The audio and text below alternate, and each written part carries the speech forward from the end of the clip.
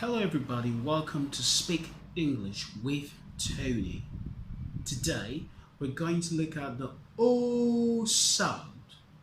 O, O, O.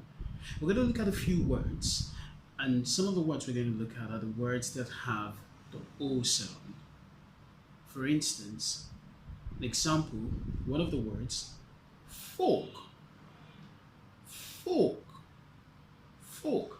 People often say fag, trying to sound right, but it's actually fork, and it's not fuck.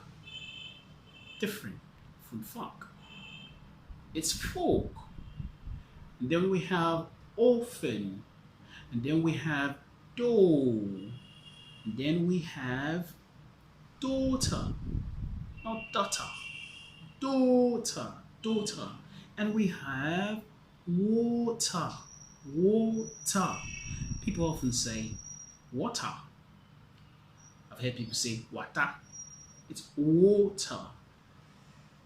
So this is the O sound.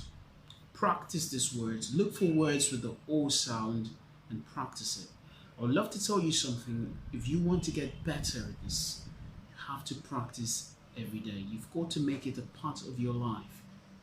Don't forget, it's fork, not fag. Oh.